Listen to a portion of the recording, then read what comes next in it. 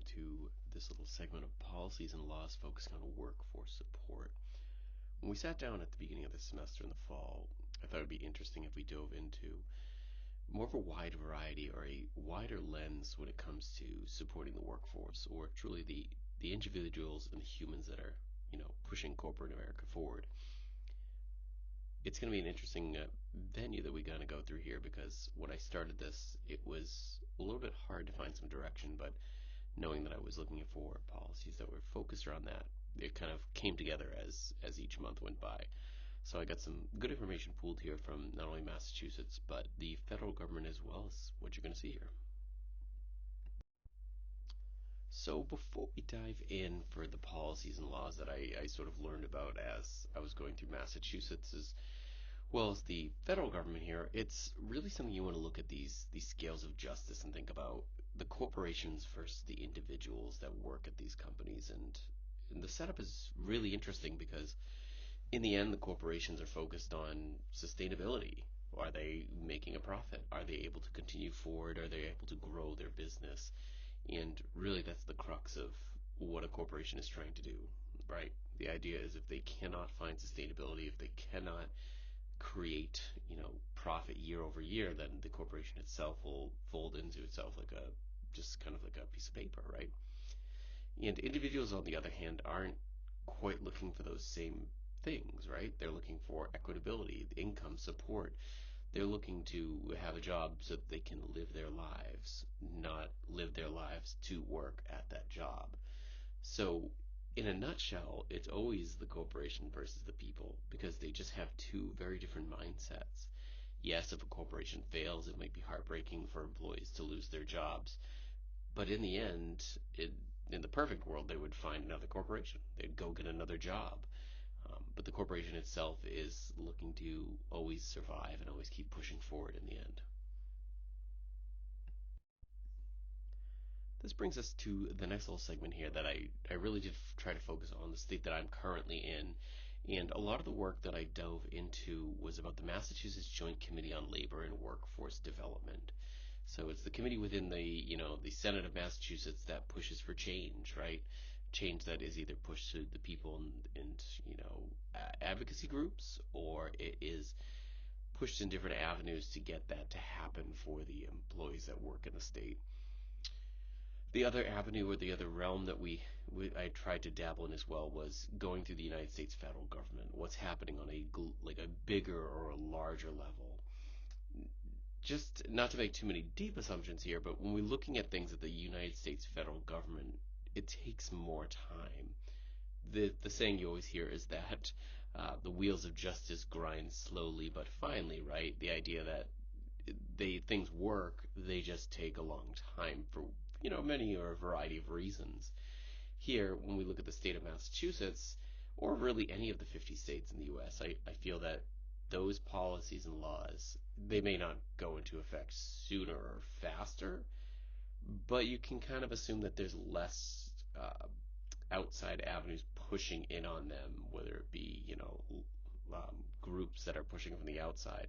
So on a state level, it may be easier to pass laws than on a federal level that affect everybody. One state's a little easier to manufacture and move through than 50.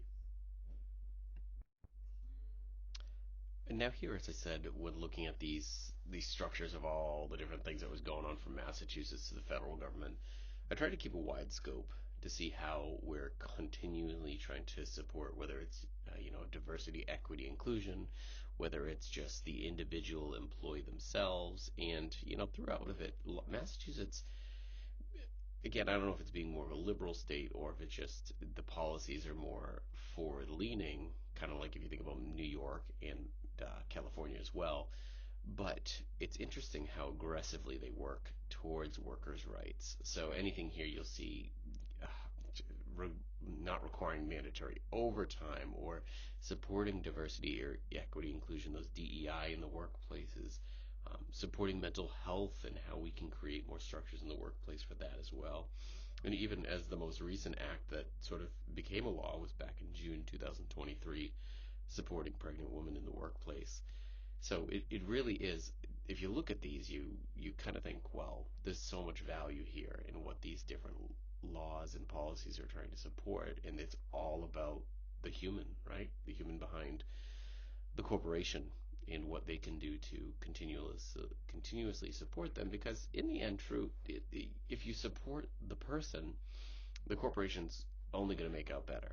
But again, if that costs the corporation money, they might be a little bit more hesitant, really, in the end, to go and invest in the employee because they aren't sure if there's going to be a bang for the buck there. But myself, and to admit some biases here, is I've always believed if you take care of the person, they'll take care of the corporation.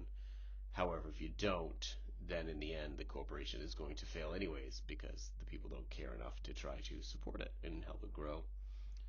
There was a article I read a while back about how Amazon, at the rate they cycle through employees, like they might have issues in some of their larger metropolitan areas with keeping up with new hires just because they go through so many employees.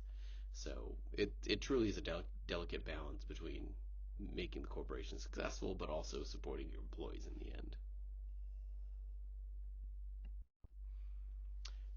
So here we come. Why do these laws, why do these policies matter? What's the significance to any of this, right? And I think, as I keep saying about the delicate balance, the scales of justice, how this all sort of ties everything together, is that these laws are important because in the end, if you can't get people to come work for your corporations, if they're not feeling supported, if they're not feeling humanized, then there's just going to be, chaos and calamity that happens and really rises from all of this. So one of the big things to keep in mind is some of these things, if you look at other, first world countries, you'd think are almost that we are way, way behind on just enacting, especially if you even look at like when we talk about, women who are pregnant, right? There's some countries out there that will give you a year, 2 years of full protection on your job status to go home and raise your child and then come back to work after the year or two.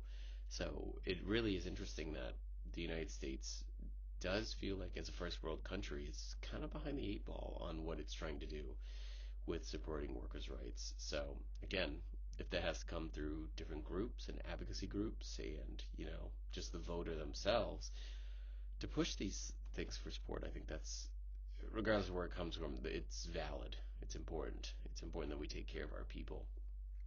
And hopefully the United States, being the setup it is, can continue to push and support workers in their rights.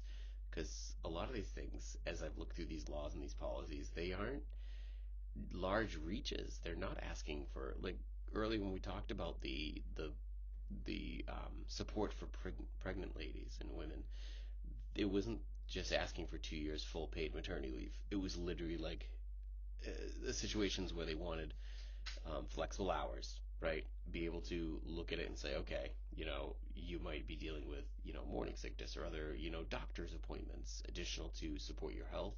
We're okay with that. Like these are these are almost laughably menial changes that a corporation has to go through in order to make sure the support is there.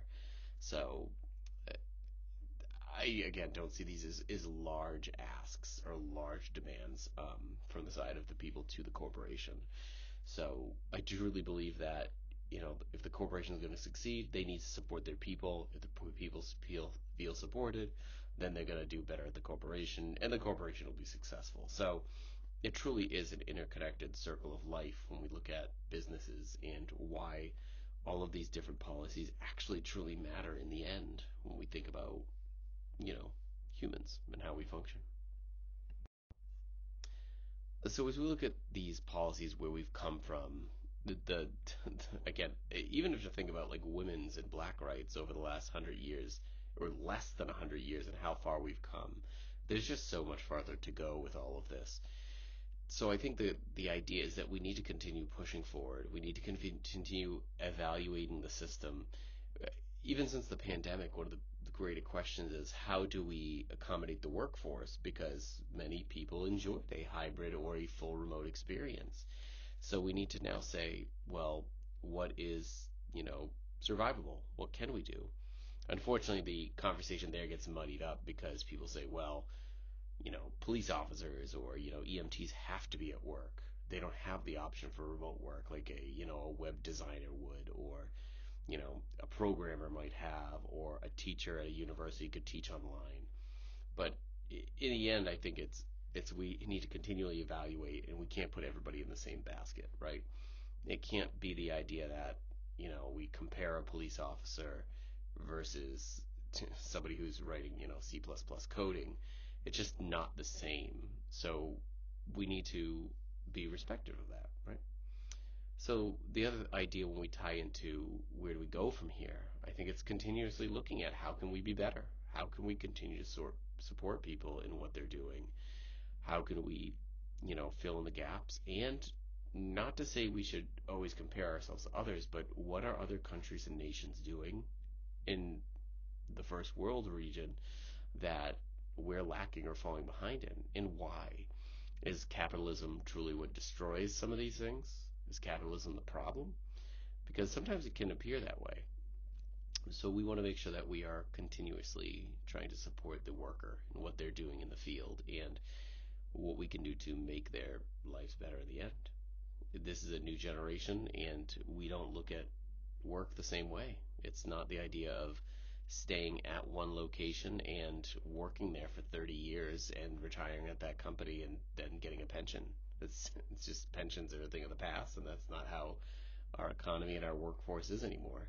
So we need to make the jobs more appealing and have better rights in the end to make people want to be there and work for them.